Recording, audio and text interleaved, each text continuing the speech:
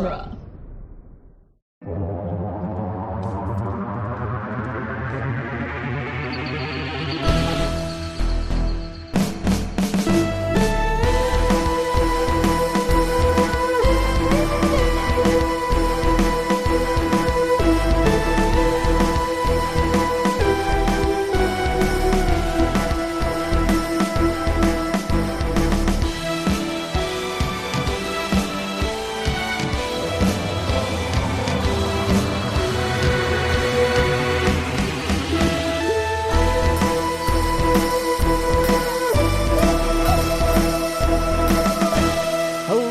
Welcome back to The Doctor's Companion.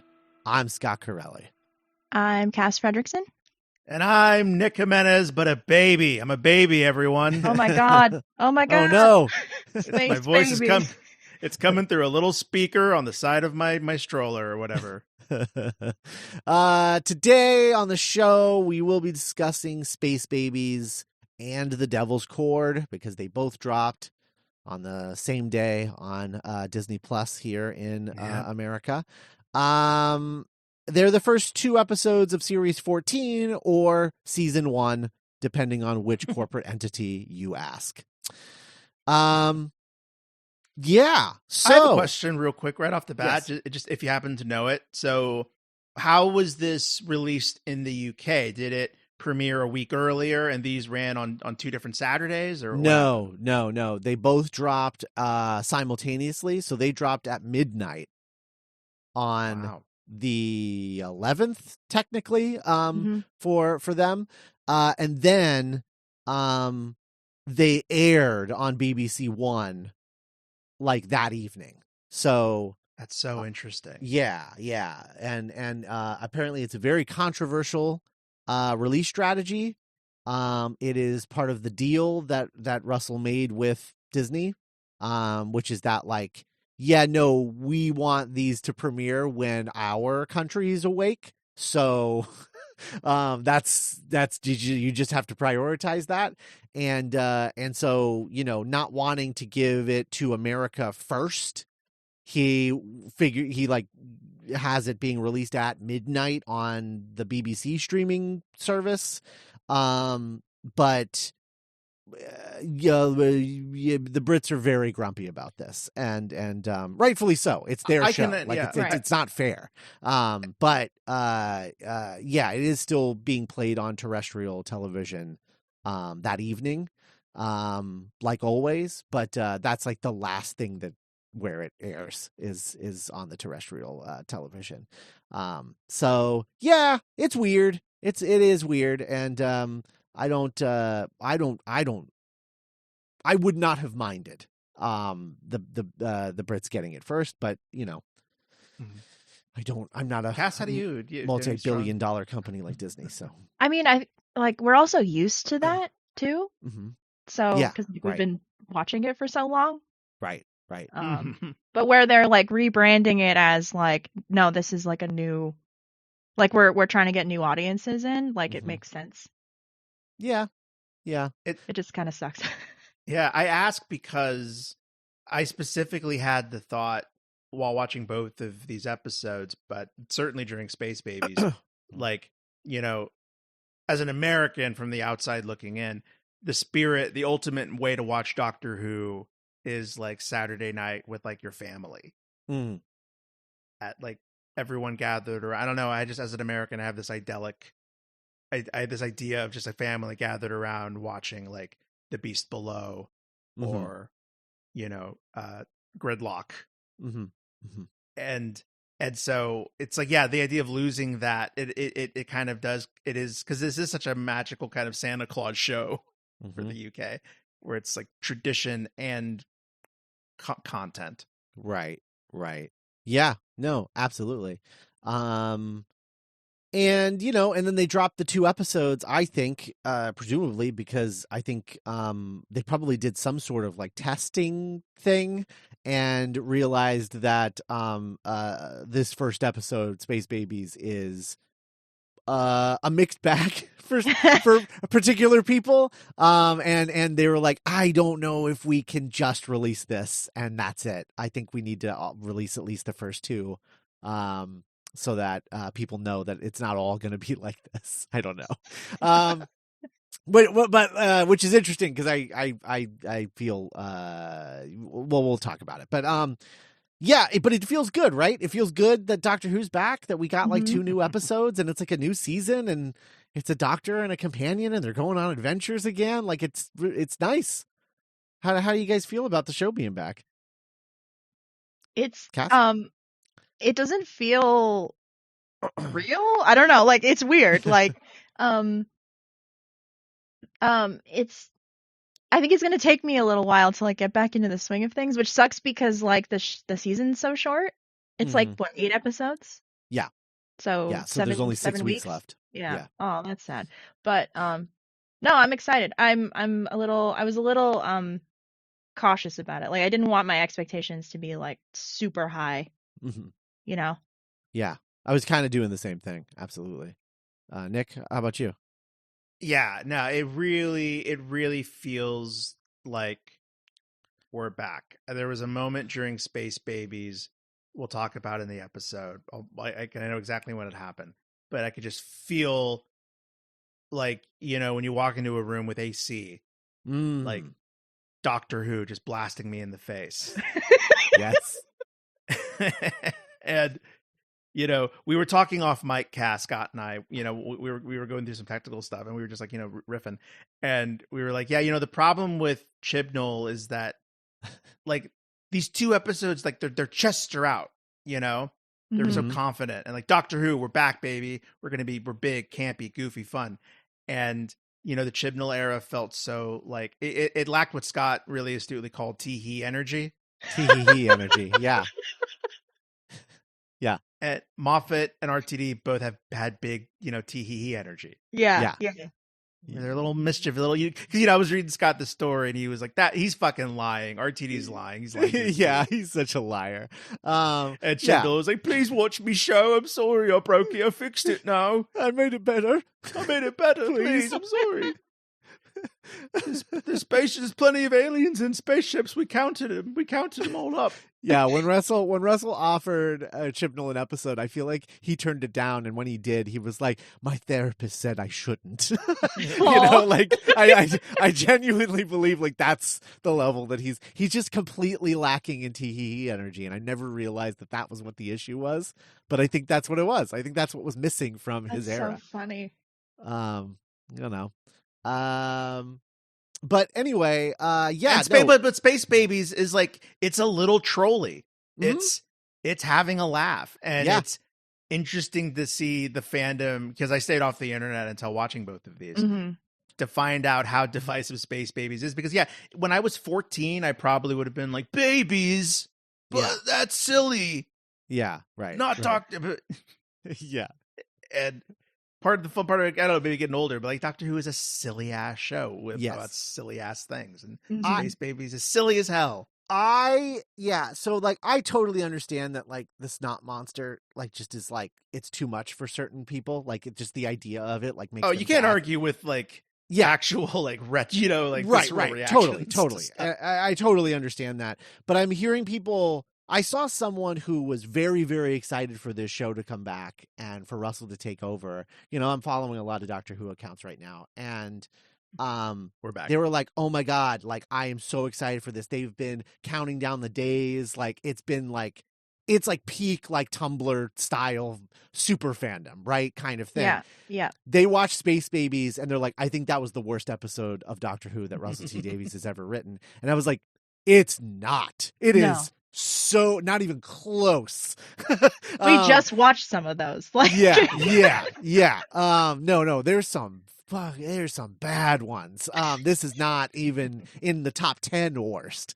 And I think that it's because there is such a visceral reaction to the twist reveal of the boogeyman that I think that it just totally turns people off. And I think Nick is also right. Like the talking babies is just like a step too far for a certain type of person. But for me, I was watching this episode and I was like, this is the shit. Like this, I'm so comfy. This feels like Russell. Like it feels like Russell's back. Like this feels like a totally like just like a single, like boop and went to one base kind of episode that would be in any season of Russell T Davies, like that era, where it's just like, yeah, perfectly serviceable episode. Like a 6, a gentleman 6 or a 7 out of 10 kind of episode. Just totally serviceable and great. Like a Smith and Jones. Right. I would say even lower than that even. Yeah. But yes. Okay. Interesting. Yeah, okay. totally. Just totally serviceable. Cause this doesn't even have like an introduction of a companion to like beef it up a little bit. It's just a totally serviceable episode, but like I missed having those because like, the Chibnall era is just like so much of it is so baffling in terms of like, what was the thought process behind this episode? Like, what were you guys thinking? But this is like, yeah, I know exactly what he was thinking, and it was Tee-hee-hee as he was writing it. Yeah. like 13's era was full of singles, like Planet 54, sure. or, but like, the Kerblam, the one with Roy Kent, but like, oh right. Yeah, none of those, they were all so sterile and white, and like they had no mischief, they had no like the monsters made of boogers, like that. Yeah. Right.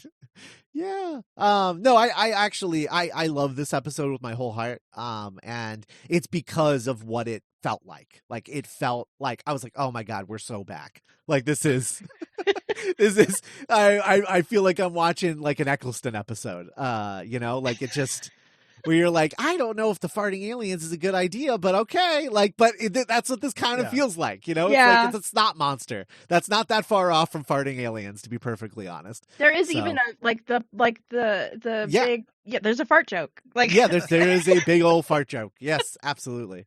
Is that kind of how you guys felt about this one too? I don't think that I loved it. But I did appreciate the fact that it felt like he was laughing the entire time he was writing the script. Yeah. I love Tee-hee-hee energy. That's so funny. Yeah. Yeah, when I say I love this, I don't mean like I love this episode. It was just more like I love the experience of watching it and feeling like my show was back, That's fair. Yeah.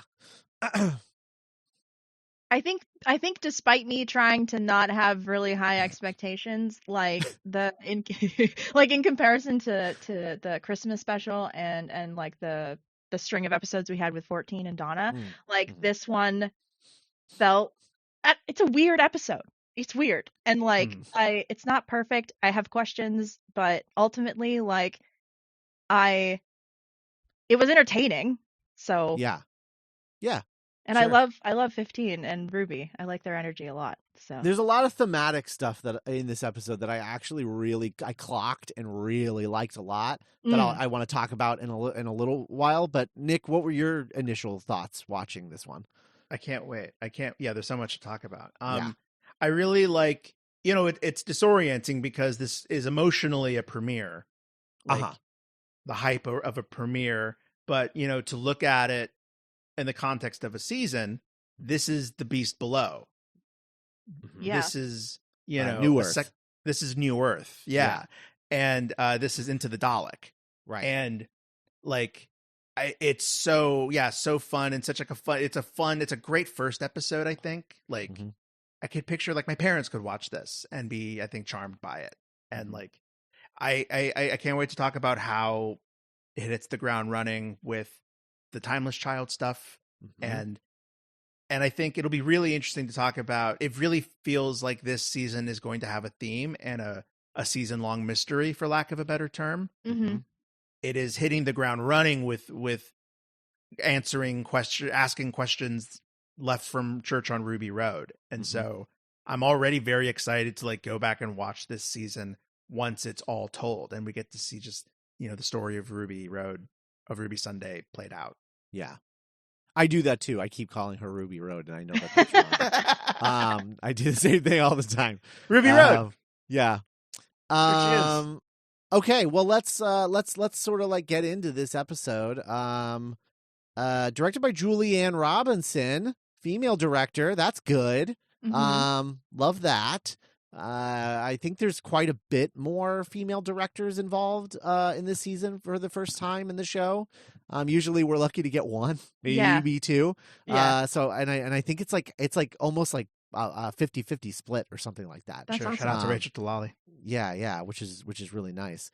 But because Julianne Robinson directed this and the next episode we're going to talk about, Devil's Chord. So, good work. They feel so different. Like I would not have been surprised if they were directed by two different directors, and yet they're not, which is really I don't know. I just think that's like really cool. How different the vibes of these are, despite being directed by the same person. And then both written by Russell T Davies. As Devil's Chord is directed by someone else. It is. Yeah. Ben the Chessel? TARDIS wiki has it as her again. That's interesting. Oh no, IMDb has a different director.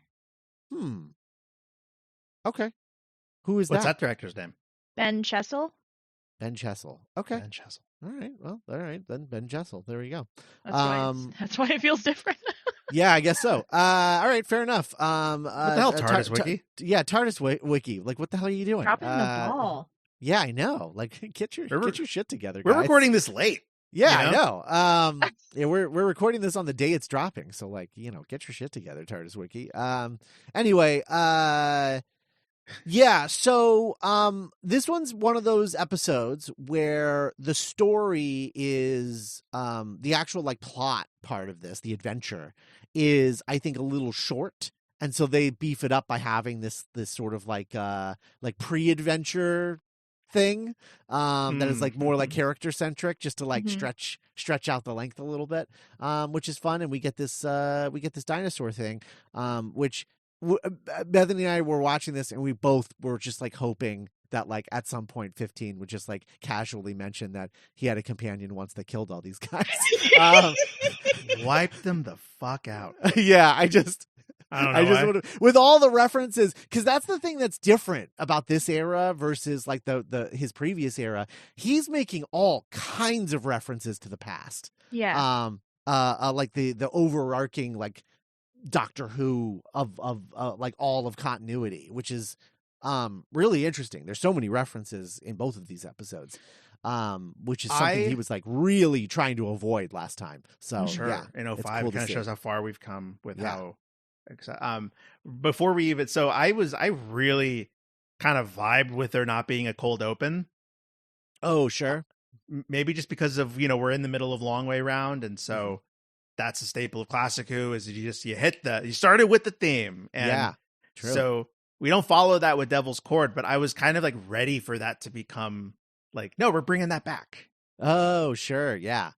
That's fun. I like it both ways. Like I like the merit, like you said, I like the throwback quality of that, but also the cold opens are such a staple of like, like of like New Who that I also missed it a little bit.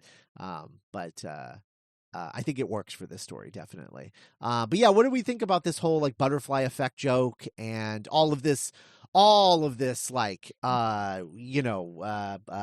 exposition of like, oh, is this your first time watching Doctor Who? Here's everything you need to know. What do you guys think of this stuff? I loved the butterfly gag. It was it's honestly like so much of a flex. It's just like we're gonna blow our budget on this gag. Yeah. So I respect it for that, but I also think it was like genuinely really funny. And I appreciated that we kind of got like Doctor Who in like a minute or less. Like, like here's everything you need to know about what's going on. And have fun. Yeah. And here's what you missed on Glee. Yeah. I totally agree with Cass. Like it just it speaks to the maximalism that this whole season seems like it's going to have of like more is more, like pick more every time. And I was speaking on like the on here's what you missed on Glee is I love how deftly and effortlessly RTD is weaving the timeless child into part of the lore. Yep. Like, because when I was growing up watching Doctor Who back in 2005, 2006, Blast of the Time Lords was just part of it. It was just, I learned way later that was like a relatively new part of his like lore. Right. And so it's just so cool how easily he's just like, yeah, I was adopted. I don't know where my parents came from. The Time Lords adopted me. And if you were watching, if this was your entry point, you would have no muss or fuss about it. Right. That's very true. No, I liked it too, for all the reasons that you guys said. But also the way that 15 was just like throwing out this like casually tragic backstory with like very little emotion. Like you can tell that it's there, but also you can tell that he's a little over it, because it happened so long ago. So there's just this like element of like, I don't know, relatability for me there with 15 of the way that he's reacting to his tragic backstory and Ruby reacting to it like, oh, poor baby. And he's like, it's fine. Like, and I love all of that. I just thought that was really great. It honestly, it reminds me of, maybe I'm weird, but like when you get a new therapist and you're like, okay, here's the rundown. Like here's everything that's wrong with me. Like, Yeah. But you're just like, I've done this before. It's whatever. And it's just like, you list it off and then you're like, oh, okay. But or just like casually mentioning something like terrible that happened to you. And then your friends being like, oh my God. And you're like, oh, okay, sorry. Like, Yeah. Yep. Absolutely. I love that. Very relatable.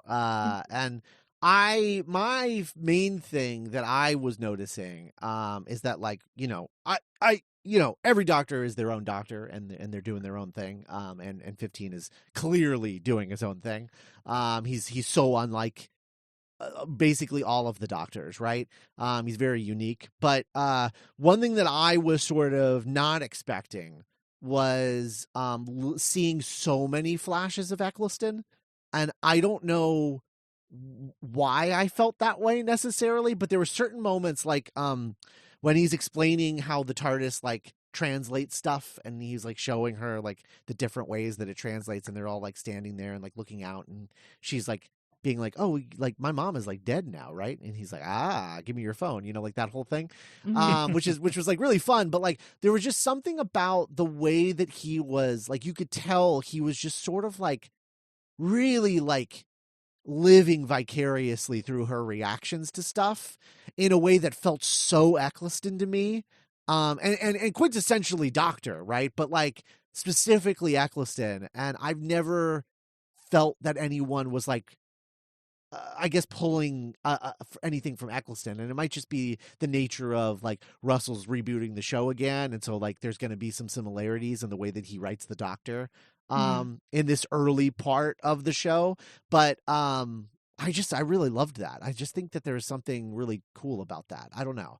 I think that's right on the money, Scott. I mean, like, and I think it has everything to do with him. It almost feels like 15 is like a reverse or an antidote of 9, where it's this new Doctor stepping out. It's a new era. It's kind of a blank slate. But whereas 9 was so clear, what Eccleston was so good at communicating was how haunted he was. It was his wounds, his that those emotional wounds were much more raw in him. Whereas like he's had hundreds of years since that stuff. 15, and he's a little better at hiding it. And that's sort of almost like the theme of the basis of 15's existence is like, I'm the you that already processed all of this.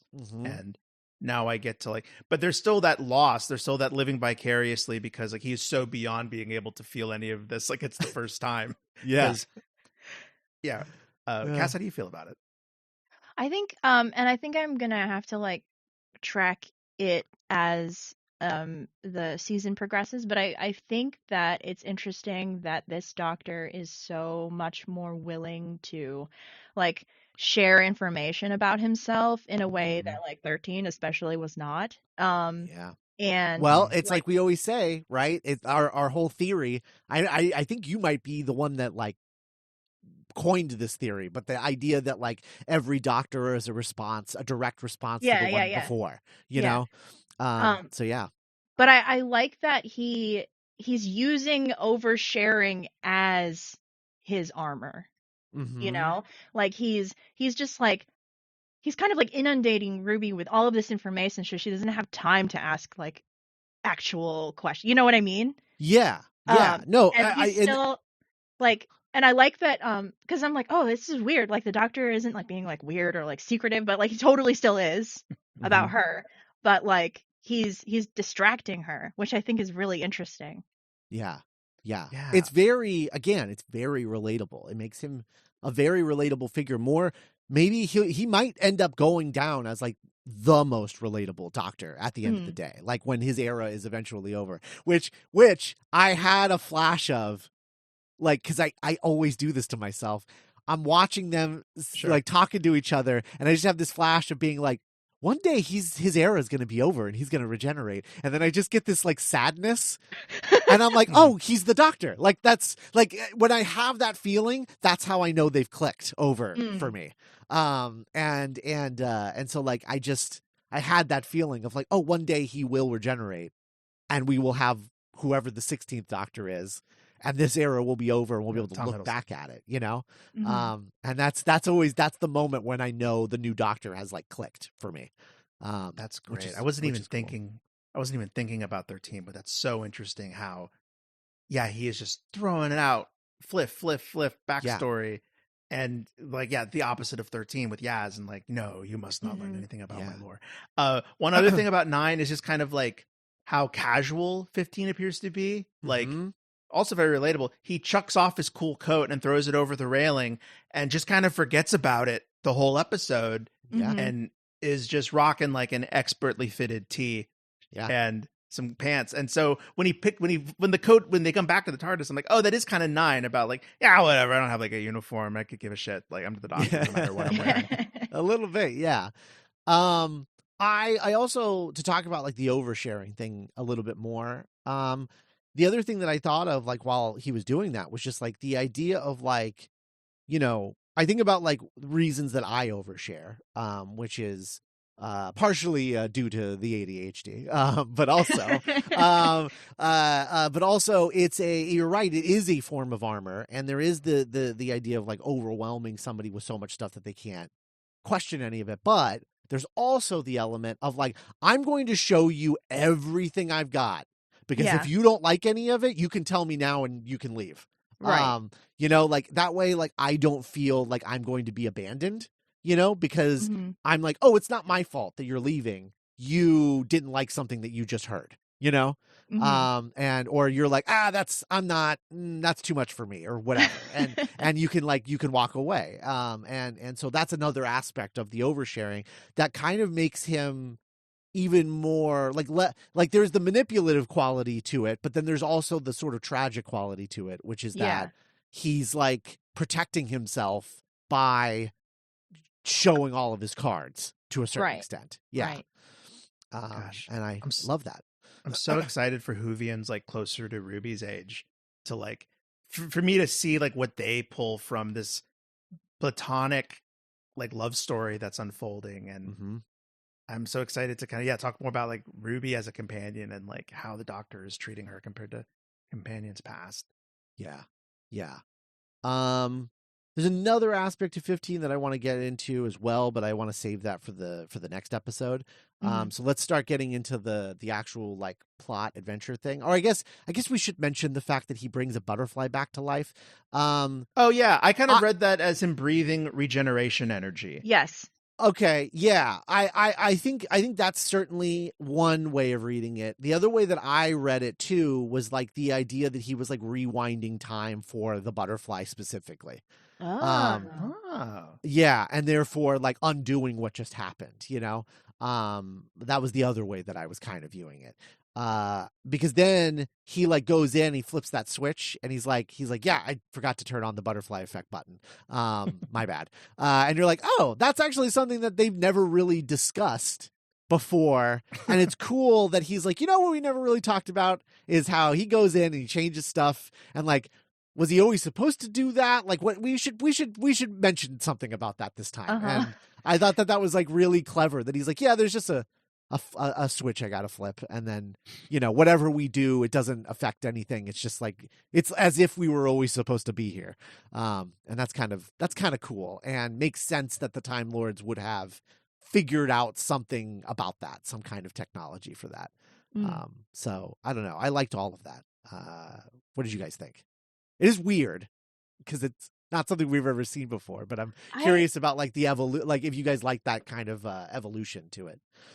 I don't as it's so funny because like I have a lot of questions about the plot, but I'm just like, whatever, the Doctor's magic. He just like split himself in two like 2 days ago. Like, it's fine. I don't care. Yeah. Yeah. Absolutely. Like, we're in goblin territory now. Yeah. Right. It was also, I mean, we have to say it, Cass. I thought you're the first person I thought of because it was Gandalf as hell. It was like when he talked to that little moth. Yes. Yeah. It was. I didn't even think about that, but you're so right. Oh my god. Oh, that's amazing. And I agree. I maybe, because apparently it is something that is bothering some fans. It's like, it is something that probably would have been weird in the older iterations of the show, but like this, it is wizard as hell. And we're kind of the show is flirting with magic and mythology in a really new, exciting way. And so it I don't know, it aesthetically fit. Yeah, I agree. So they end up on a spaceship and they get chased by a monster. A space station. Yes. Yeah. And they start getting chased by a monster that makes velociraptor noises. Yes, barely hidden velociraptor noises, by the way. I was like, did you guys just like pay Universal for like the library tracks for velociraptor noises? Like, it was very, I was like, that's very surprising that this was allowed to happen. But Bob Iger was like, I will make it legal. Yeah. So, and the Doctor is like afraid, which we find out later has to do with like the particular frequency of the screams that it makes, that were designed by the ship, basically. But yeah, and then we they go upstairs into the little tight little elevator, which they use multiple times in this episode, and I was always I always kind of loved, to be honest, because it's such a tight squeeze. It's very silly. I noticed when they were in the elevator, the Doctor sort of instinctively is covering Ruby's eyes with his hand. Yeah, and he's very subtly like protective of her. In this first episode. Yeah, absolutely. And then they go up there and they meet the baby geniuses, which so I want to say this. I want to start with this. Yeah. I was just so charmed by it. Really spoke a lot to RTD's strength as a writer, that to me these talking babies were just so charming and delightful and whimsical and acted and sounded like babies in a way that wasn't baby geniuses and like obnoxious or cloying. Yeah, that's true. That is true, I guess. But there were certain moments where, like after, like when they go to the main bridge and you meet like the whole like Starfleet squad, the crew, of the crew of baby geniuses, and they're all like doing stuff. And you're getting like this lever. I don't know what it does, but I do it very hard. Yeah, and they're all there, but you get this like this like not a montage, but you just get like all these sort of quick cuts of like them like pushing buttons and moving levers and like doing all this stuff, and the music, the Murray Gold music is playing, and I was like, it's Doctor Who. Like this is it's Russell. Like he's back. This feels like it always did. Like it just feels exactly right. And I just was like, I was so comforted by that particular moment. That was the moment for me that I was like, oh man, it's Doctor Who. Like baby geniuses aside, like it's Doctor Who. We're back, baby. When is the moment for you, Nick, where that happened? You said there was a moment. It was the flamethrower, but Mm. but exactly almost verbatim what you said. It was the flamethrower. It was the like Chudy. It was the doctor exclaiming "Space babies" and the Murray Gold score. That was like when I really noticed that he was back, and I'm like, wow, we're here. It's Doctor Who. Yeah.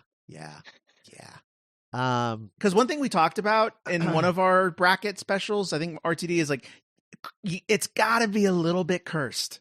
Right. Yeah, that's true. And I think that's where the lips moving, the mouth moving babies comes in. Yeah, that's very true. So yeah, we find out that they're like making babies out here in this space station, and then the government was like, we're not going to fund that anymore, but also we're not going to stop you from having the babies. Like, we can't stop that, but also once they exist, we're not going to like do anything to help. And I'm like, okay, well, that's clearly a metaphor. Yeah, I mean, Ruby even almost does like a Jason Bateman Arrested Development kind of like, yeah, no, that checks out. Like, yeah, like I don't know what I was expecting. Yeah, and just like the discussion of like the foster system and all of that, and that tying into Ruby's childcare in general. Childcare, yeah, right, yeah, totally. But all of that tying into like Ruby's origins and being adopted, and also like, and then the doctor and the timeless child and all of that, like all of that being all mixed up in here. Of like in this very silly story about talking babies and a booger monster. Mm-hmm. It's just like, wow. Right. And that to me is what elevates this above stuff like Dinosaurs on a Spaceship or A Town Called Mercy that kind of did put their gimmicks first before really thinking. I mean, we just talked about Time Heist. Right. That's true. Well, they don't know that. Timey-wimey. Yeah, right. It's true.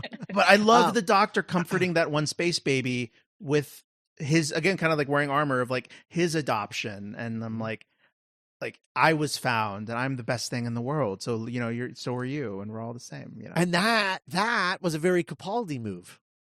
Mm. That reminded me of like the speech that he has in Listen to little Danny Pink, where, he says, what does he say? He says, fear is a superpower. Yeah. Like that felt like that, but like, way more in a 15 way than a 12 way. But yeah, it was really good. I don't know. What do you think about all of that stuff that was floating around in this thematically? Thematically, it works for me. I still don't understand why the babies stayed babies. For 6 years. For 6 years. Like they should be like 6-year-olds. I don't understand why they I missed that. They explained it. They explained it. Did Nanny say something about it? Like, yeah, they definitely explained it, but I can't remember what it was. Like, but the it's haunting to think explanation, about. I feel like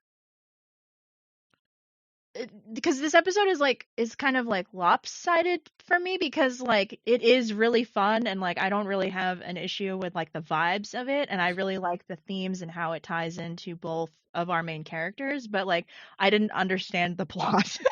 Yeah, like why did any of this happen? Like I didn't understand like why the monster, like, because they explained it. I remember watching him talk about it, but I'm like, what is he talking about? Yeah. Oh, that's crazy. I mean, it would now be a good time. I love the one baby. I think it was Fred or something. The one that was like, "I love you, Ruby." Oh, Eric. I remember him. Eric. And then like the guilt later when she's like, "Oh my God, Eric, no!" She's listening. I go, "Fuck!" Like, but yeah, we meet. They have like a disembodied voice that's communicating through them that they call Nan-E. Mm-hmm. And later, the Doctor and Ruby meet her and learn that it's actually a human. Her name's Jocelyn, and she was like in accounting, and she just was kind of like, "Well, fuck, no one else is gonna look after these space babies." Mm-hmm. Yeah. No, I think that's good. I also think it's interesting as a like I mean, this is hella cursed, but like as a cursed, very cursed companion double feature episode to Kill the Moon. Like, oh, sure. It's cursed, but it's there. There's definitely. I mean, yeah, they're both kind of Yeah. exploring the same. Yeah. Yeah, Of, yeah, like- exactly. Yeah. But I think this does it better, like quite a bit better. Well, I mean, like what I found interesting about Jocelyn is like, I'm not a parent, but the kind of idea of like, she was like, I had no idea what I'm doing. Like, I'm an accountant, but like, what else could I do but take care of these babies? And it's like, oh, you could argue that is parenting. Like, no one's ever really prepared, or Right. like, but they just start doing it anyway, and that's kind of the most important part. Yeah, yeah. And this I like it. Yeah. Oh, go ahead. Oh, and then this the pontificate, the bureaucracy is not clearly going to take care of them. Right. I also like what it says about, it's obviously it immediately endears and creates immediate stakes for Ruby here, because like clearly this is going to be something that she's going to feel a certain way about, but also the way that the doctor reacts to it. It's like, yes, there is the timeless child aspect to it, which is why, he's so interested in Ruby, because it's like, it's a thing of like, well, if I can solve her origin, maybe I can solve my own, like, kind of thing, Yeah. but also just like the idea that, like, in a way, the doctor is like the universe's foster mom, because like we are all getting into trouble and being left on our own, and then on our own devices, and he's coming out and like protecting us and saving us, and and so I don't know, like there's like a lot of like fun connections there, and I think that's why I like this episode so much, because there's so many like fun little themes to pull at in a very silly episode otherwise. Yeah, we'll so talk about the ending too. Yeah. And with that kind of that little statement at the end. Yeah. So then we learn more about the boogeyman and how he's made of literal boogies, Because bogies. it's like the ship was like, okay, I'm gonna try and explain it. I'll be the first one to hit the pinata. Yeah, okay.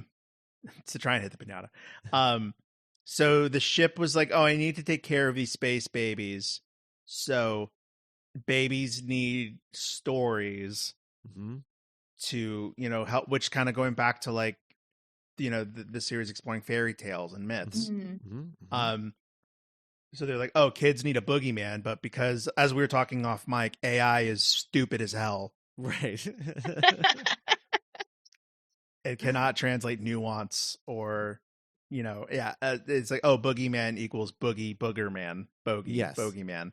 We'll make a monster out of boogers. And there was a gross part where, Ruby gets like slimed, Yeah, like a shoe, and she's like, ew, and vague space goop, and she's like, no, it's not vague at all. Now I know exactly what it is. Yeah. Yeah. And that'll be the end of us talking about that, because I think we're already making half of our audience gag. Right. Just talking about it.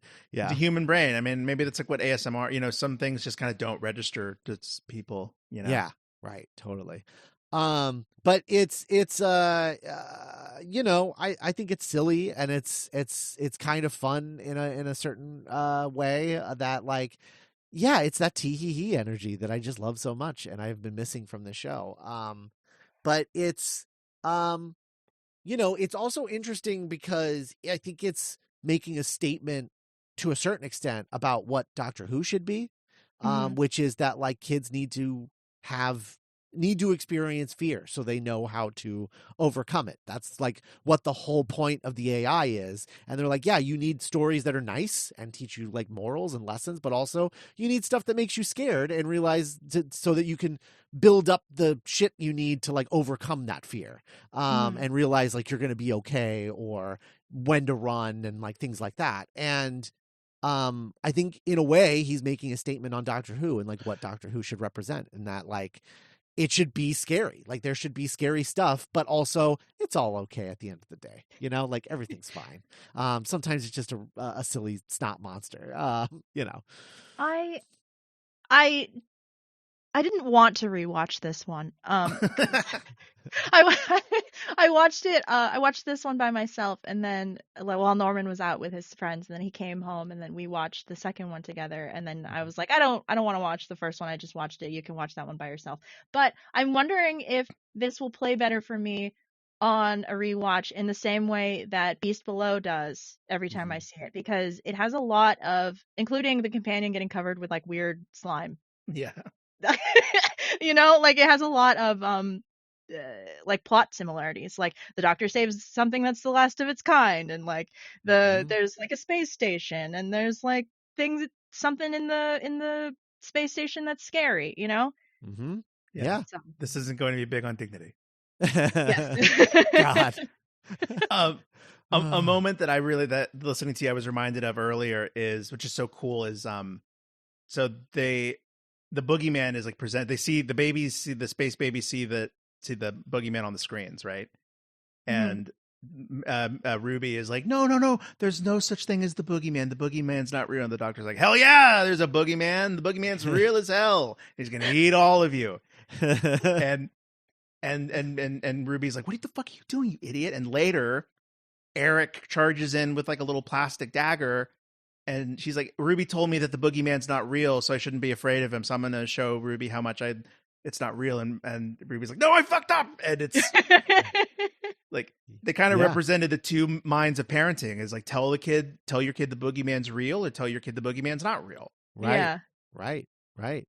There's so much going on in this that I think people are so distracted by the monsters reveal that I think they're not giving this episode the credit that I think it actually does deserve. It's still like a 7 out of 10. Like it's not like a phenomenal episode or anything, right. but I think there's a lot more going on under the hood than people are giving it credit. So with what do they call them? The Esurance babies? Is that what those were? Yeah. But but to your point about like how kids need to be scared, or it's an important part. The little bit at the end after the day is saved, and we can talk about 15's like his moment of like, oh, I need to save this thing, and what that says about him. But in the end, he's like, and you know who else is safe? Your favorite scary monster. And it shows like the boogeyman like still being a monster, but now they're like, yay. And it yeah. It's like how kids love Frankenstein and kids love, Dracula. Yeah. All these kids are going to be like really into Stephen King eventually. Eventually. Because they've learned to embrace fear. They're all going to be horror loving weirdos. No, and I agree about the like he has to save like this creature that is like one of a kind, and I love that because like that's why the monster needs to be made of the most reprehensible material that they could think of, that is appropriate for children's television. And it's because like there should be no reason that you want this thing to be alive, Right. And the fact that like it shows you everything you need to know about the Doctor, that he's like, no, even this thing, because it's the only thing of its type. And that, obviously he is seeing himself in that a little bit, but it's also, I don't think that there is, even prior to the Timeless Child revelation, I don't think any Doctor would have been willing to kill this thing.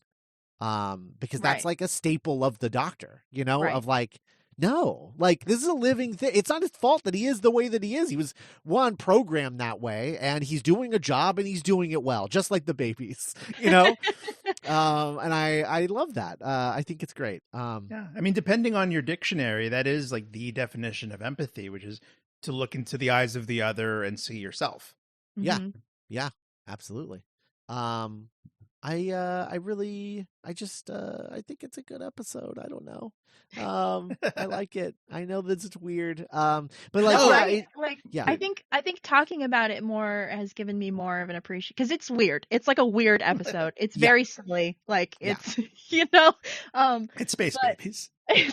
He says that way too many times. But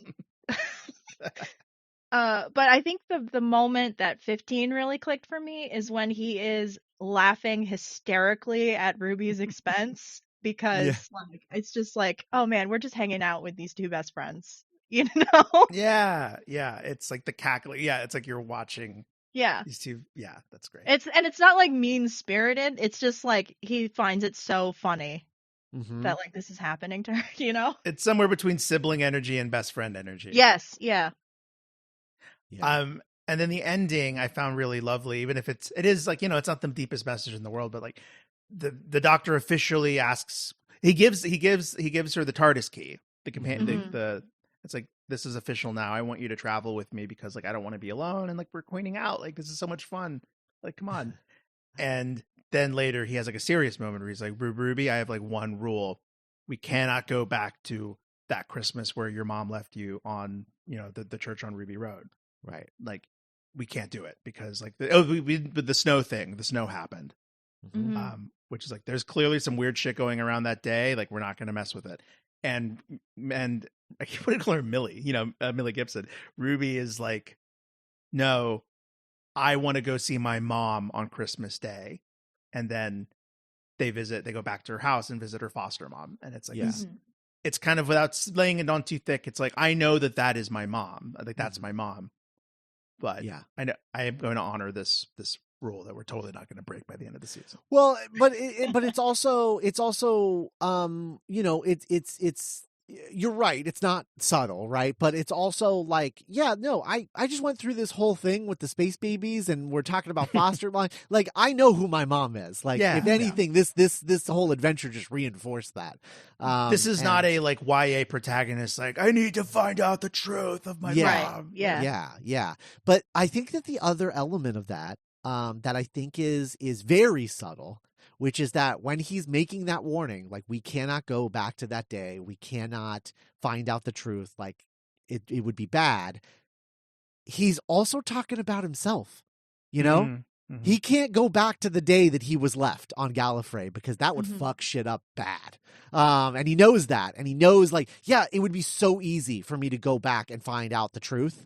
But if I do that, I could like, I could not exist. I could cease to exist. I could mess with something. And I think that's also why that sort of like butterfly effect thing happens at the beginning, is to really establish those stakes, in a meaningful way.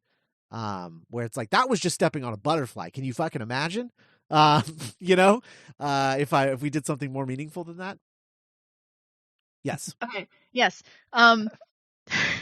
Because you were like talking about this and how like it would mess everything up and like completely branch off of whatever. What if the one who waits is the doctor? Wow. Like he like does that, and then that's what that I don't know. That's a baller way to transition us into the Devil's Chord cast. Yeah. True. Very true. And this episode ends with right. This is the episode that ends with the scanning. It's like scanning through her DNA. Yeah. Oh, I loved the way she used the nodules as a surface, as a screen. Yeah, I really liked that. Because that felt like classic Who. Like, I felt like we haven't seen like one of like the screen that is against a wall in the TARDIS, like literally since classic Who. Like, it's always just been on the console.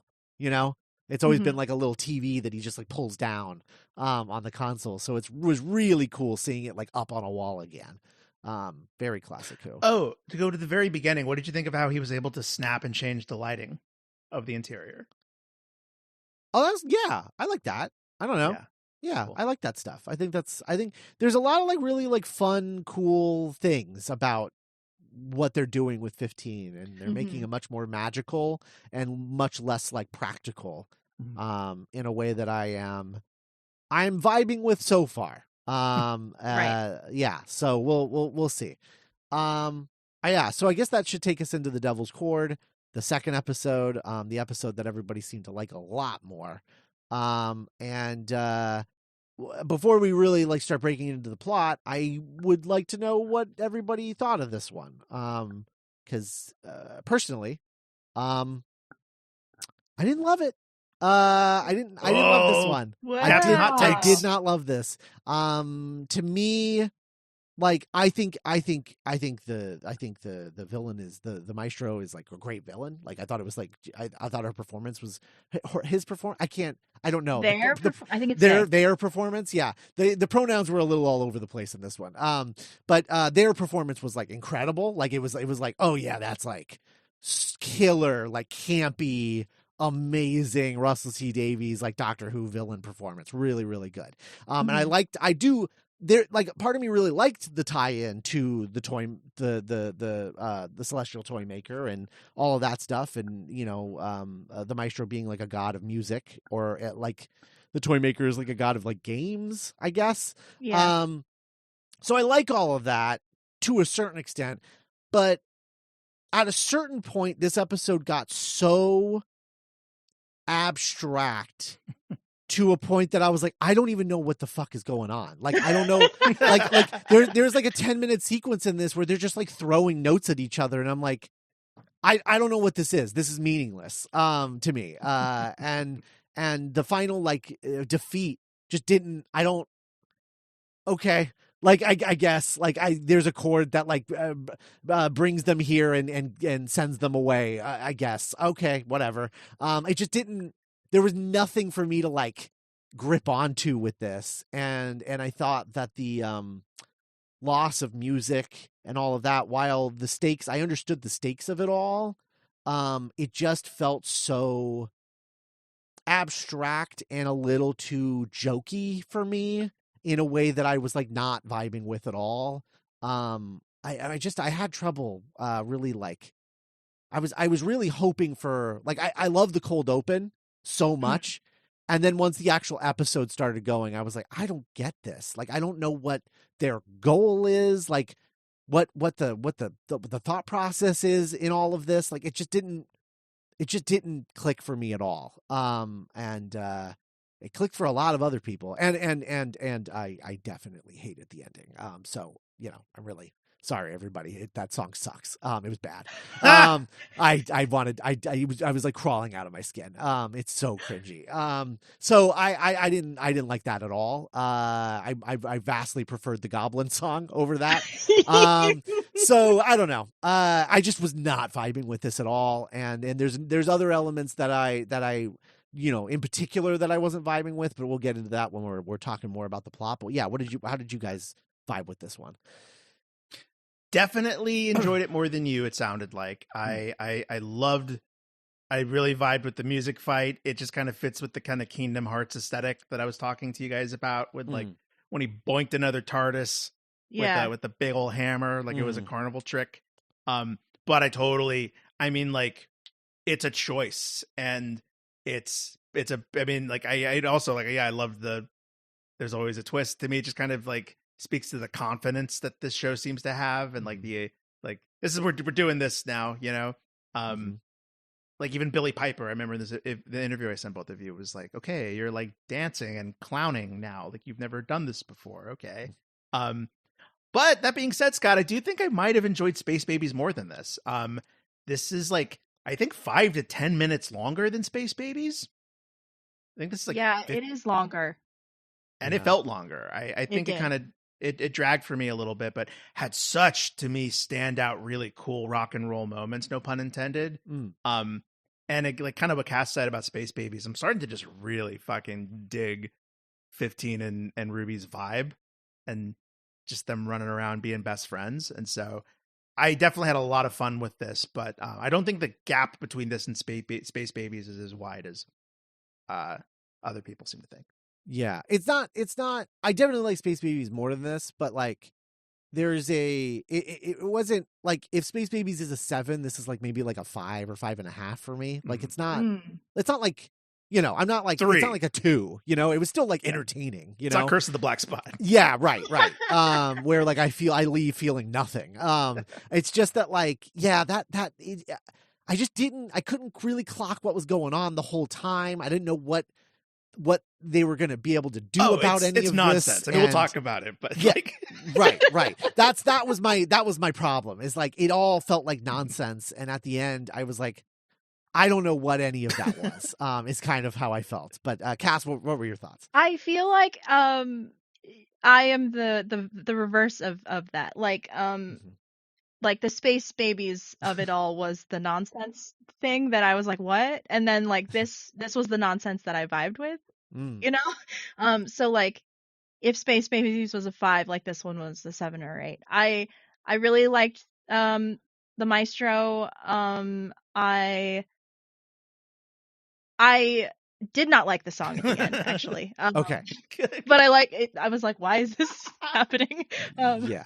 It's like a celebration of music. Like I get why it's happening. Like they're like, it's back. The music's back. If it had been a Hooray! flop, if it had been like like it was Agatha all along, Goblin song. Right. Yeah. Right. Yeah. Right. Right. But Yeah. it was not. Unfortunately.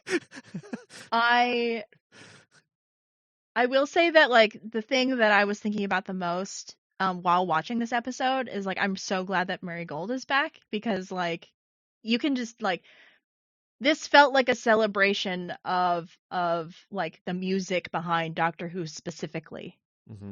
And like because like well there was a moment where I was just like there's a moment where the maestro started playing something on the piano and I was just like, oh shit.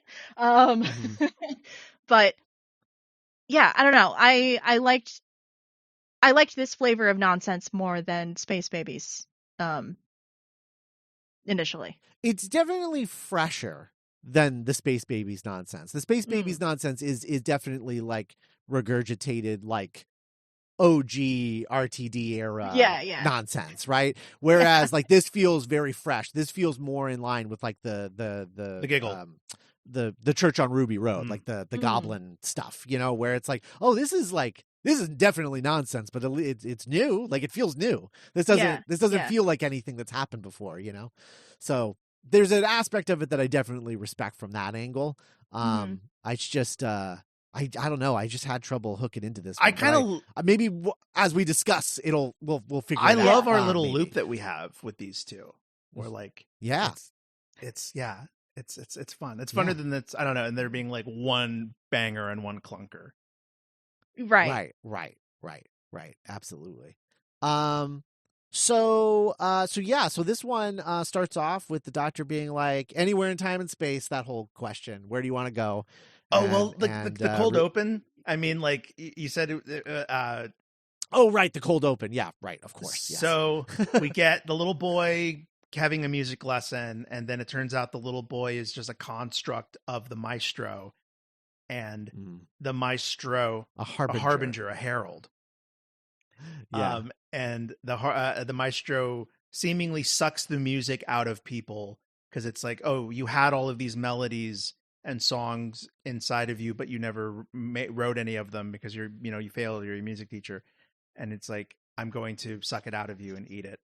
And then baller move, she starts to play the theme on the piano, and that leads into the opening. And I was like, that's a good use of a cold open. Like, that was good. No, I really love this cold open. It's very sinister. Because that's the other thing too, is like when they are getting the music pulled from them, it's almost a euphoric experience for them. Like he's like happy that it's happening in the moment, you know? It doesn't seem like it's a painful experience. A little bit. Which is like interesting and adds another like sinister layer to this character. I think I was just expecting to like the idea of a Doctor Who villain pulling the music out of people. I'm on board with, but you usually find out that like, oh, well, the reason is because like somehow this powers some fucking spaceship and they need to get out of this galaxy, or, you know, it's something it's like, there's something like practical to hold on to. And for the maestro, it just seems like because I wanna. Well, I look at, I think you're right. I don't think of them as gods of music or gods of games. Whatever we end up calling this cabal of eldritch beings, I kind of look at them as like whatever the toy maker was like obsessed and fixated on games. It delighted him. And so he took something, you know, fun and soft and playful and made it devious and killer. And that is what Maestro is doing with music. Like, it's not like they're the god of music. They're the same kind. Well, the spawn, the offspring of the toy maker, Right. and it's like I am fixated with sound and music, but I'm going to try and eat it and consume it and keep it. Mm-hmm. Yeah. I just wish it was, I don't know, like at least with the toy maker, you're like, okay, you challenge him to a game, he has no choice but to say yes, and then you just beat him at the game, and then but it's really hard because he's really good, and you have to be very clever, and then you beat him, and there you go. We understand that. This is just so much more abstract, that that's why I think I had trouble with it, because I'm like, I don't know. You're entering into this music room for this fight with the maestro, but I don't know how you're going to do this. And then it ends up just being like guessing what the devil's chord is. Well, I guess. having like being, But if we want to talk about the ending, but I don't want to, we can save that for the Cass. What do you think about the cold open? I liked it. It was very spooky, and I like that we're going back to like everything in a Doctor Who. Not everything. Like there's at least one moment in all of the Doctor Who episodes this season that is going to be spooky. Mm-hmm. You know, hopefully. I think a couple in this one for me. Yeah. Yes. But then I liked Ruby being a little Beatles nerd. That was fun. Yeah. Yeah, no, that's good, and I love how excited he is about that. Everyone always says Titanic. Let's go to the Titanic. Yeah.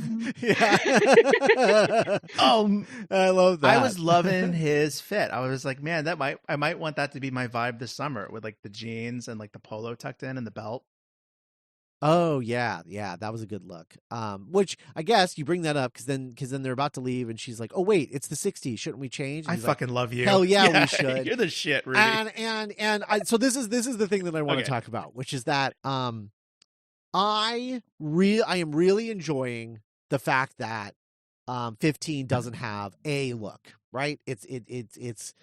I am very much a traditionalist, a Doctor Who conservative in that way. In that, like, I do want I want an outfit, like that's part of the charm of the show to me.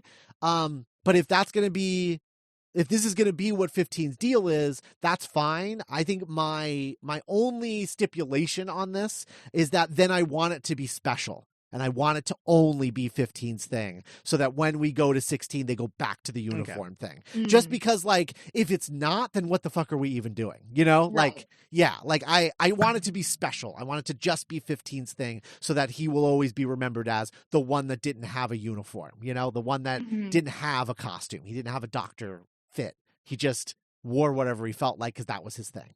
And I will really like that. But I think I want it to be special to him. I don't know what you guys think about that. I'm wondering if there's going to be like wardrobe staples that he returns to, like the overcoat or you know what I mean? Like like there's always going to be like something that he includes, and it's not even going to be like the same. I don't know, like the same clothing piece, but not like in the same colors, or I don't know if I'm explaining that correctly, but like, you know what I mean? Some sort of like linking something. Yeah. So like his like maybe his like silhouette looks the same. You know what I mean? Outfit repeating is very Gen Z. It would be really fun to just see him to rock something again and be like, oh, he's wearing the Devil's Chord suit. That's because we're in the '60s again. That's cool. I'm so sorry. I know we do want to keep these episodes relatively like part 1 Space Babies, part 2.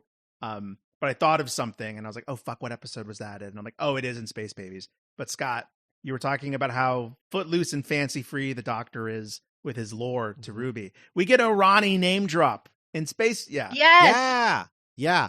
Well, yeah. And then we get Ronnie in that, which I'm like, and then we get the Susan name drop in this episode. I'm like, I think there's a reason he's reminding people of this shit.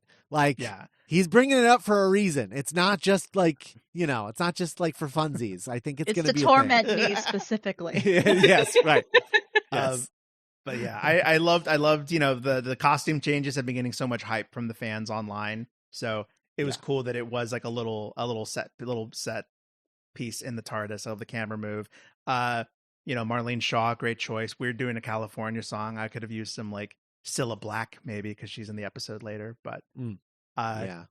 I really did not like the ramp strut. I think it was too long.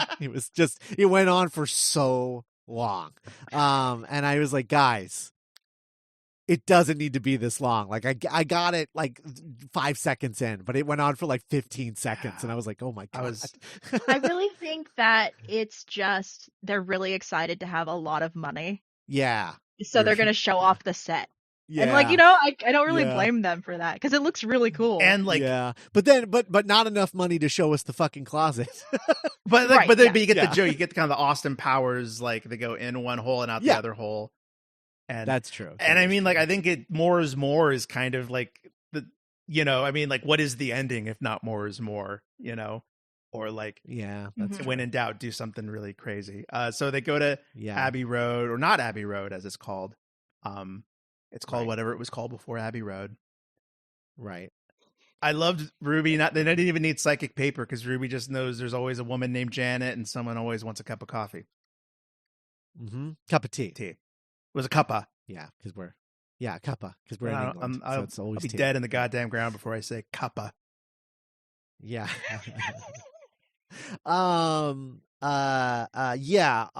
I guess we should point out, speaking of things that are kind of tying back to the Space Babies thing, is the actress who is handing out the tea. And has her like little moment. She's also like on a video screen in Space Babies, so she's been in both episodes so far. She's one of the crew? Yes. Yeah. Mm-hmm. That's good catch, Scott. Wow. Yep. So there's something going on with that. She's a thing. Tee-hee-hee energy. Yep. I don't know if she's related to the lady in the Christmas special, or if she's the one that knew what the TARDIS was, or whatever. Also, that lady breaks the fourth wall, and we break it again in this episode. So something's going on. It's hard to tell how seriously to take that post musical number. I mean, right. Yeah. The lady really feels like a setup or something, but I don't know how seriously we're supposed to take 15's wink. Yeah. Well, but you're that lady obviously means something, and she looked dead right into the camera. I am a fucking Easter egg. You little cunt. Yes. For a long time. Yeah. Right. So something's going on. Something. I just don't know what it is yet, but I just thought it would be important, notable, I guess, to highlight those moments.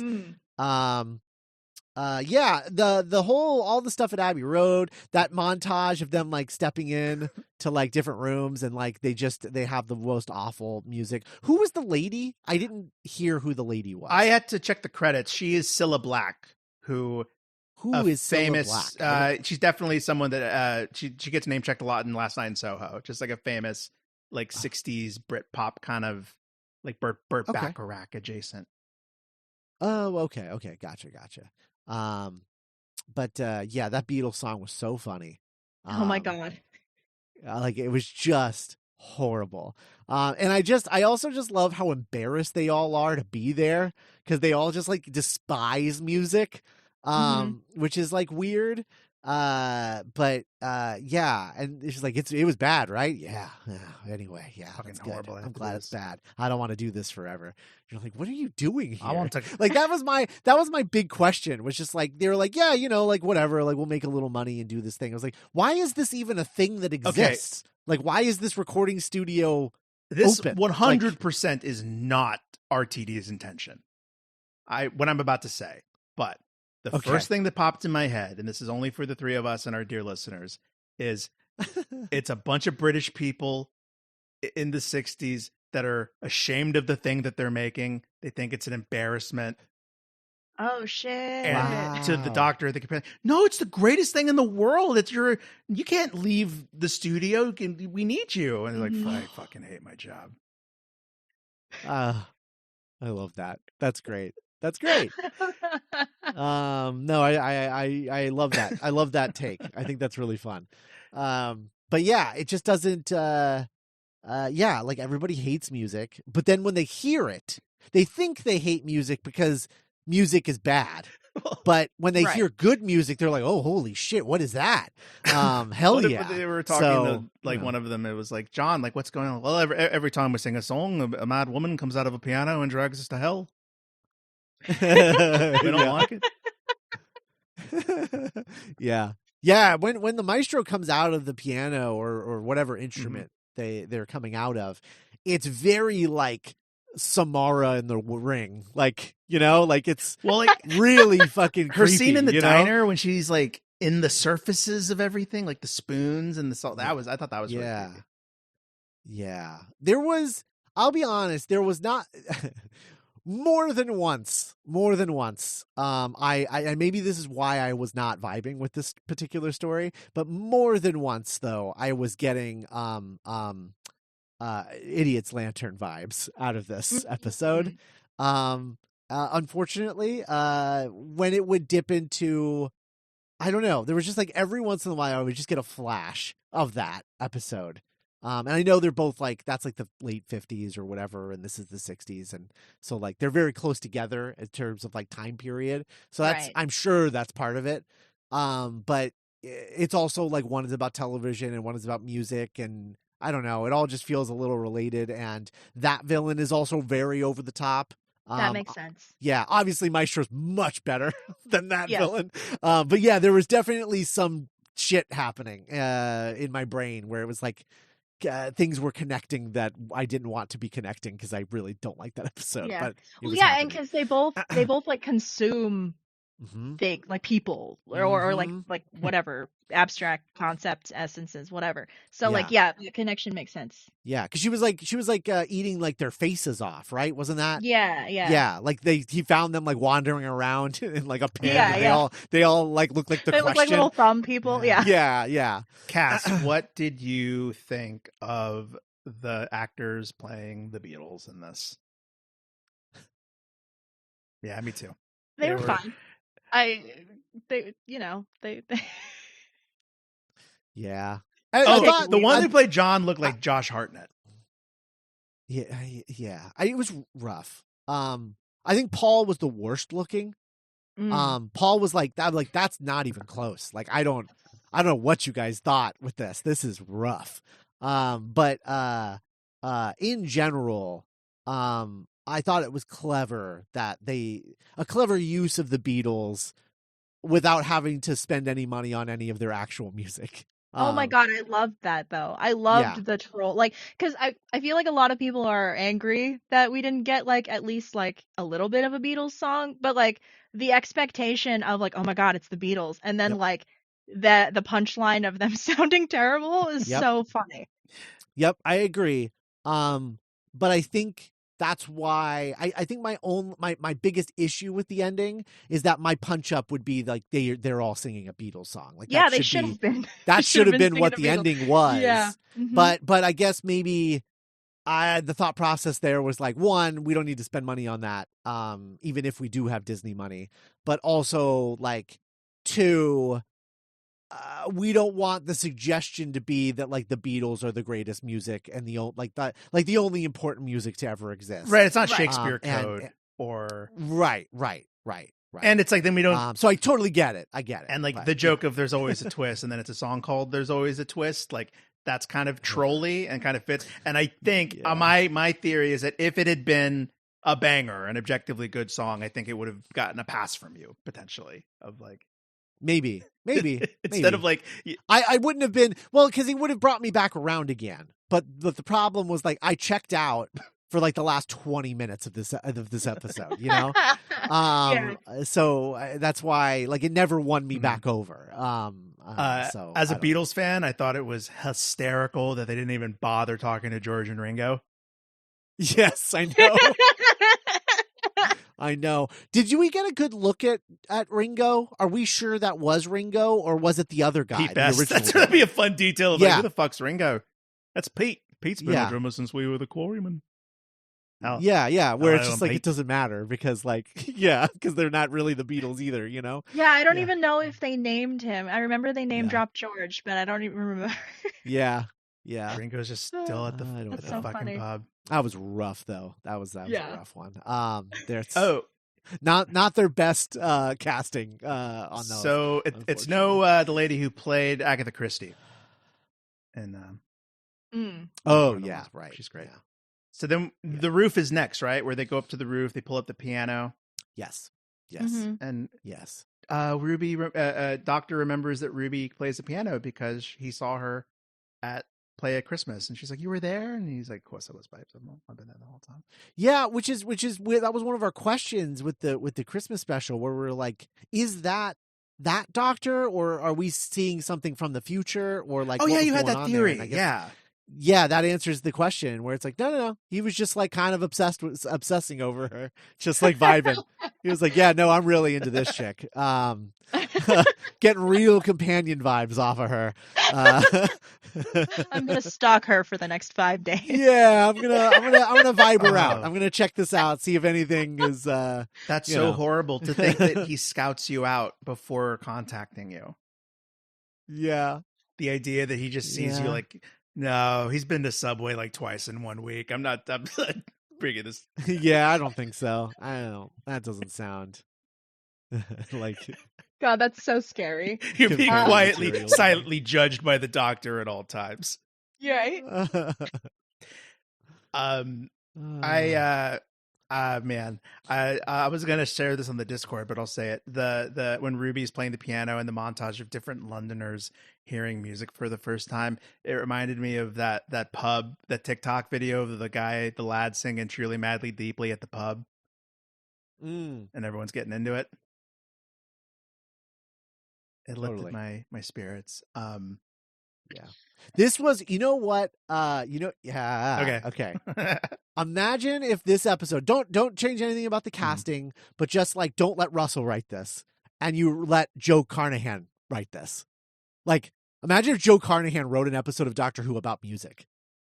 Joe, once, isn't that Joe? That's John Carney. John Carney. Sorry. Carnahan's John like End of Watch and Narc. Oh, okay. So okay. I was. Well, I'm sorry. that clearly not. I know. That's what I was trying. I was like, "What the fuck does he mean?" Yeah. That's why I was like, "Oh, I said his name wrong." No, yeah, and that goes back to them being like, "Yeah, these songs are bangers." Cass, how do you feel about that? Yeah. I just thought like once. Seriously, once. He did. He wrote once. He wrote and directed once. The thing that turned into a Broadway musical, starring what's his name? Rory. Oh yeah, Rory was in it. Yeah, Rory's the first guy. I'd be very interested in you watching Once soon. It's a wow. Yeah, I don't know what that is. Oh my god. Yeah. Okay. So he only does musical movies. All of his movies are musicals, but they're about musicians.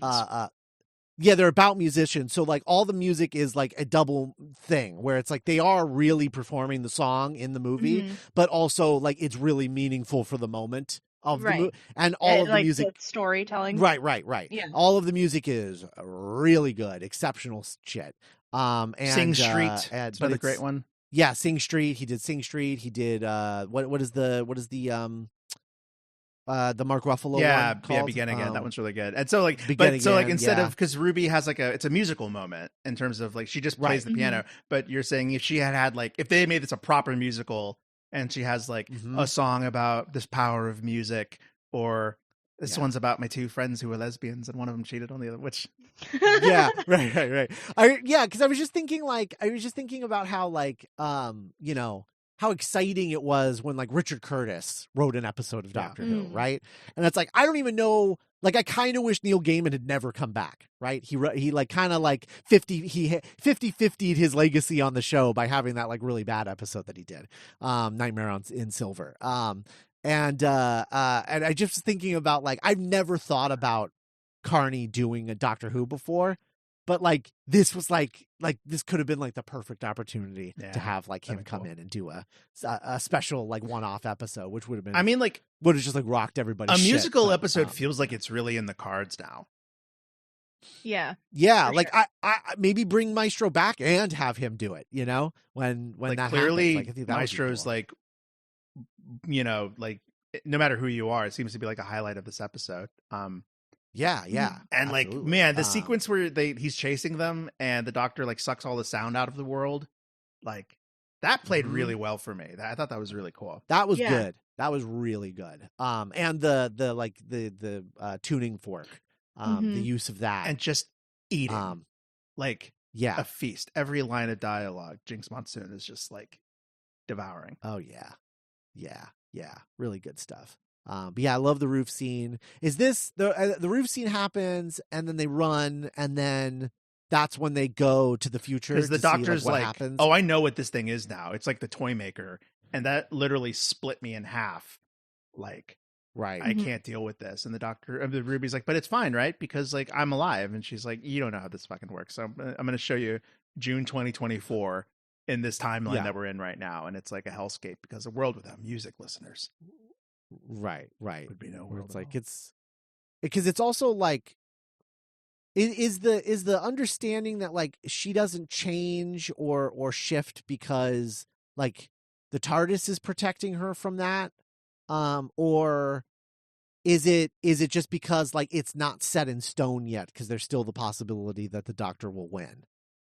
I think that because he says it's because of him, so I think that by extension he's talking about like the TARDIS. Okay, that's how I read that. Yeah. Okay, cool. And like really cool, like visual effects in that scene.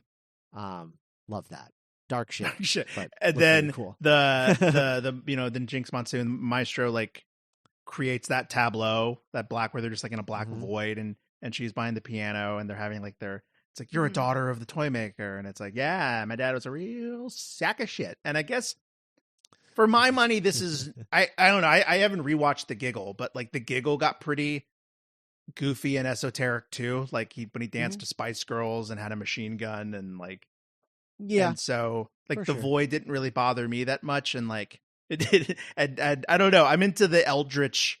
Where are these things coming from, and like what are they? And so I like this little scene between them. Yeah, I don't mind. I did not mind this part at all. Like I was like vibing with this because like toy. Okay, another celestial. Okay, where did cool. it lose you? The music room, like the final fight, where I was like, I don't even know what they're where I'm like, I don't even know what they're attempting to do. Like I don't know what they're going into this fight, and I'm like, I don't know what do you do? Like what are we attempting here? Like it just felt like things were happening, and I was like, okay. So yeah, I don't know. We learned in the cold open about the Devil's Chord, right? Which is like it takes like a musical genius, so the lore says, to like find it, and the Doctor makes the argument of like, well, I've lived so many lives, and he gets really close to finding it because it's like I don't know, it almost feels like a video game. I guess going back to Kingdom Hearts of like if you hit the right combination of buttons, you send the Maestro back to the void or wherever she came from, and then he doesn't quite get it, and looks like all hope is lost. I liked that was such a haunting image in the trailer, the face and hands going through the skin of the drum, and I'm like, oh, what poor soul is gonna have I hated that. It was the Doctor. I just thought that was really funny. And then I don't know, maybe I'm a boomer, maybe I'm a Beatles fan, but just it's like the kind of the Beatles getting an On Your Left moment where John like sees a piano and it's like, oh, that's the thing I like to tap on when I'm making music. And then Paul's like, you're not alone. And just these, because like, all the respect to them. I mean, George is my favorite Beatle, but like, the soul of the Beatles arguably is the friendship and the artistic love story between John Lennon and Paul McCartney, going back to like being on the school bus in Liverpool. Right. And so the fact that they accidentally just knew instinctively how to play the Devil's Chord and play the right notes. Well, okay please. So it wasn't, so the Devil's Chord is what summons them. And so they're finding the different set of notes to banish them. Okay, cool. And then in the conversation with, in the like the lunchroom, the cafeteria, where, I keep wanting to call her Millie too, Ruby, talking to Paul, and then he is just like he starts like kind of riffing, and he's just like he lists the notes out in the specific combination, and then that's what the thing is to banish. I hear these notes, and I hear these notes when I wake up, and it's the closest I feel to heaven. Yeah. Okay. It kind of reminds me of like when Jackie Tyler was like, you remember the episode Turn Left when it's like, I just feel like something's gone wrong. Just feels in my head like the moon wasn't supposed to die like that. Someone was supposed to. Yeah. I guess I don't know. Like I'm picturing how this episode would have went in like, the original era, and to me, it's like the idea of like a musical genius, right? And this episode seems to just sort of like allow that as like a thing that exists of like a musical genius, like that is just a thing. But and it's not, but it's you not accept in it. because it takes John and Paul playing together. Right. That's my point. Nick. That's my point. But they don't say that, right? Like they don't in old times like that, they would be like, no, it's not, there is no such thing as musical genius, but these two guys together kind of formed a musical genius. And you would have the moment where the Doctor would realize it and make them do it. But together, like, you guys have to do this and you have to do it together in order to defeat this. And they just say out loud, like, what we're all doing here. And I think that that's what was missing from this. It's all like, you just kind of have to like let it wash over you. And I'm just not, that's not my vibe personally. Is it because the Doctor was not involved like directly? I think so. Okay. It's just like a happenstance that they just like wandered up to the piano and did the notes together. I wanted to put more of a fine point on it to understand, like, so that you're making a comment on like the idea of a musical genius, not necessarily having to be a singular person, but can be a group. Like a collaboration. Yeah, collaboration can form a musical genius or something like that. Just to like have something to say other than, man, isn't music great? Which is like, yeah, no, it is. You're right. But it just didn't, I don't know. Yeah, that was my, I think my issue with it was just like, it didn't quite stick the landing. So me. Big thing that happens in the music room, though, we get the cast, the character you alluded to, He Who Is Waiting. Like, so Ruby is suspended, in fucking Kingdom Hearts as fuck, just like suspended in the air with like musical notes wrapped around her, keeping her in suspended animation. And then Carol of the Bells starts to play, and it starts to snow, much like it did in Space Babies. And Jinx Monsoon is like, what the fuck is wrong with your girl? Like, that's not supposed to happen. And the Doctor's like, I know, right? She's really weird. Like, what do you think this is? And Maestro's like, well, the only reason music could exist around her like this is if he was there when she was dropped off and is like bookmarked her like a tweet or a link to a website. And it's like, if he was there, I'm not fucking with her. I'm not dealing. And he's like, who's he? Who's he? Who are you talking about? And then right before she gets sucked into the piano, Maestro's like, he who waits is gonna be waiting for you. Fuckers. It's great. Yeah. But I'm butchering that. Did either of you remember the line any clearer? I don't remember the line any clearer, He but who like, is waiting. yeah, I mean, that's essentially what is happening. Yeah. Yeah. It's I'm very curious about where all of this is going. And the Doctor, it's cool. Please. I was just gonna say, but also when Carol of the Bells started playing and like everything about her story is so tied into Christmas, I'm like, oh, it suddenly makes sense why there's that rumor that Moffat is writing the next Christmas special, because I imagine Russell T Davies is like, I'm Christmased out. Like I feel like I've been writing one long Christmas special all season. So yeah. Though if that's the case, though, it's weird that like the culmination of her story doesn't take place in a Christmas special. Yeah, that's true. So that is true. But also, I isn't the rumor that she's not in the Christmas special? Like it's a Doctor solo with a. Oh, I hadn't heard that. Yeah, I think it might be like maybe she's like, I know that she's going to come back in series 2. They've already announced that, but like. I don't think she's in the Christmas special. I believe I feel like I remember seeing that. That'd be cool. She's like put away for plot reasons, so the special can be more of like a one-off, maybe like Titanic ship kind of thing. But right. But Moffat. Moffat. So and then also it's kind of softly confirmed that that Maestro is part of the Legion that the toy maker alluded to back in the Giggle. Yeah. Yeah. Oh yeah, and then the Giggle, like that shout out, like that's what made him realize who the Maestro was. It was like, oh, it's that Giggle. She's like, what are you talking about? What did you both think of when, like, there's that moment where the maestro is like manipulating the Ooh, TARDIS, yeah. and like they started playing like the sound of drums on the Oh, like the master's music on the piano. I like freaked out. I was like, oh my god, like that's cool. No, yeah, and we kind of get we they talk about it throughout the episode of like everything makes a noise. Like there's a yeah, phrase that the Doctor uses, which is music that is not made without humans.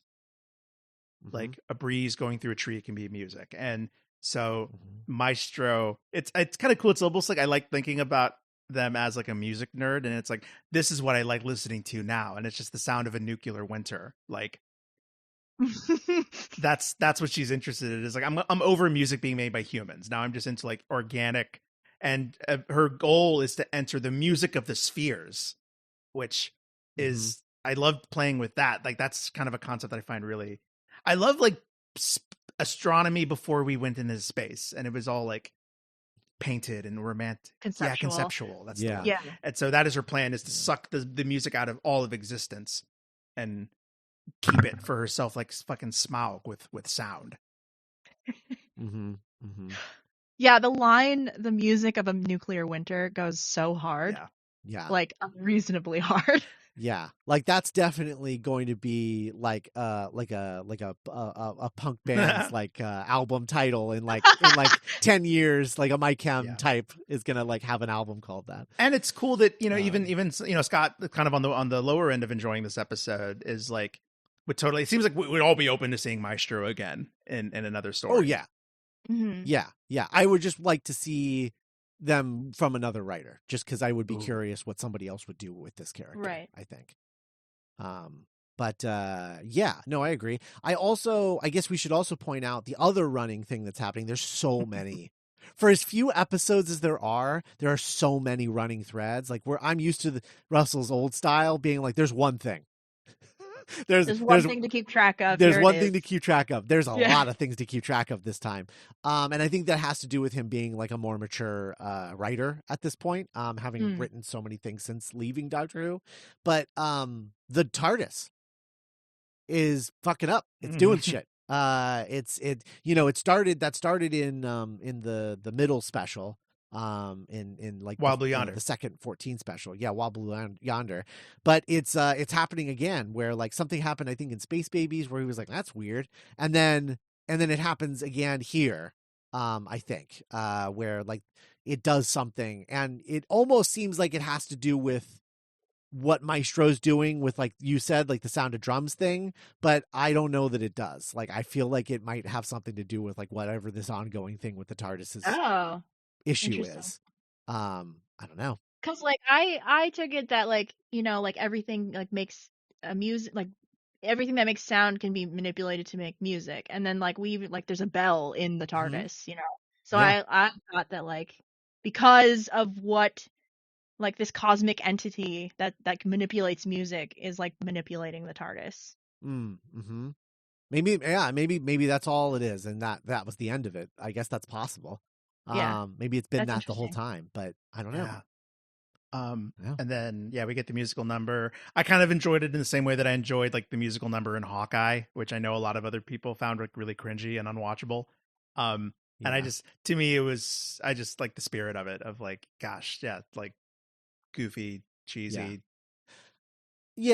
And I get I understand like the 60s vibe of it all. And I was also just thinking like while watching, I was like, what a pain in the ass this was probably to shoot, because like they shoot it in every location that they shot before. So that meant that like every day that they were shooting in a location, they ended with probably shooting this fucking a portion of this musical number. And I was like, God, what a pain in the ass. The Riverdale. And also, also expensive. Because you're like have to pay for all those people every day. Of it.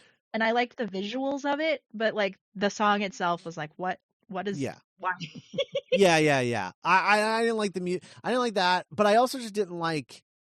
I personally felt like I would have rather original song or not. Like, you know, I think original song is probably the right choice for this moment, but like I wish it was more of like a. This is a bad example because like this is very cloying and cheesy, but like a We Are the World type style like number where it's like everybody is kind of singing together about you know? music and how cool it Yeah. is. Yeah, like a lot of where they're like, oh my god, like we can all do this now. Like dancing isn't playing music. Dancing is just reacting to music. And I just feel like you're with all these musicians. Like it just doesn't. I don't know. There was like a disconnect there for me. Do you guys remember that personally, Powerpuff Girls episode that ends with them playing a song and it brings color back to everybody? Oh man, No, I remember that No. happening in Pleasantville. yeah. Hopefully, one of the listeners knows what I'm talking about. Yeah. But yeah, I don't know. I wish I liked this as much as everyone else seems to be vibing with it, but like this just isn't. I just feel like I needed more practical stuff to like hang on to like grip onto to really like vibe with this. Everybody, and also like everybody calling this eldritch horror. I was like, I like eldritch horror for the most part. This just doesn't, like, I get that Maestro's like godlike, I guess, but And like, I think don't it's like the unknowable Mhm. like where Mhm. of it that is Yeah. kind and of the scope, right, they are right. beyond our comprehension, like their powers and like Yeah, that's true, I guess. Yeah. I don't know. I guess this particular flavor of it didn't do it for me, but that's why I think I'm so interested in having Maestro return in the future, because I would, or other celestials of other things maybe showing up, because I would like to vibe more with one of them.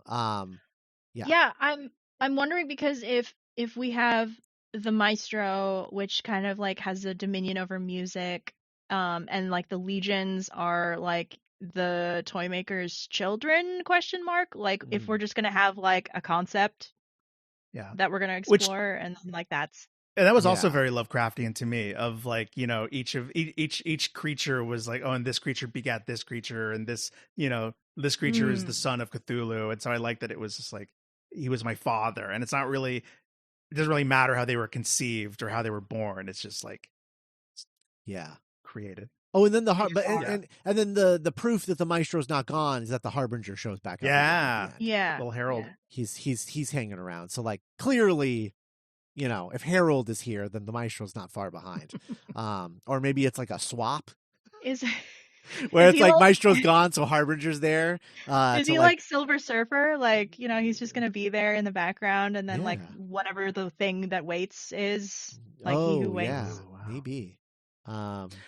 Yeah. I'm glad you had I'm glad you had mixed feelings about the Devil's Chord, Scott. Unfortunately, I mean, like, because it's like I had the thought, I can't remember which episode it was, but I was like, at what point is the honeymoon phase going to be over, and we can kind of start just appreciating this as a season of the show.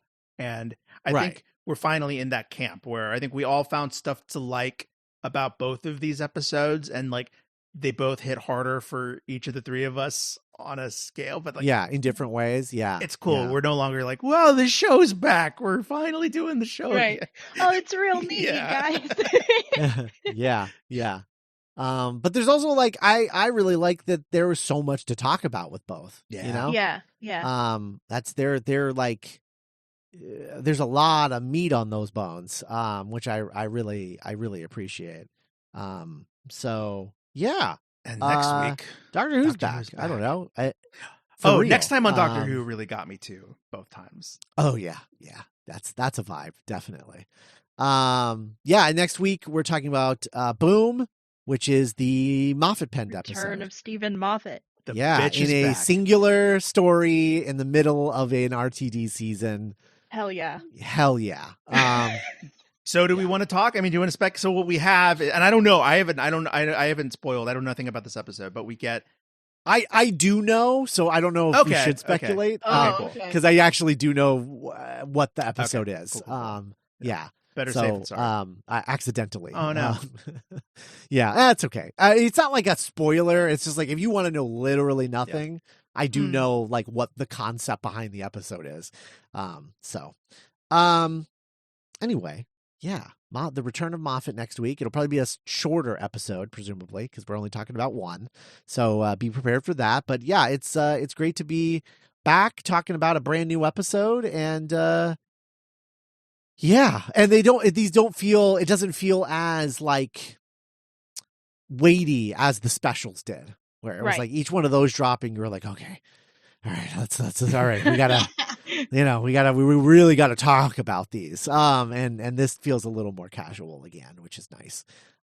So yeah, I'm excited for the rest of the season, definitely, and excited to see how many different vibes we get over the course of this.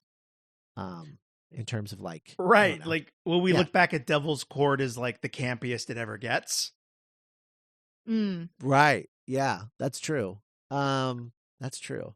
I fully believe that they dropped both because they were like, I think this Space Babies thing is going to be pretty divisive. I don't know if we gotta release both at the same time, or like this could be bad. I don't know.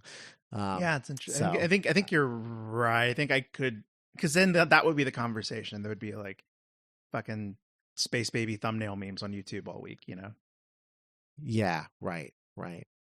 All right, cool. Boom next week. And talk to us on the Discord. If you're the link is in the show notes. If you're on YouTube, like and subscribe, all that good stuff. And we'll talk to you then. Bye.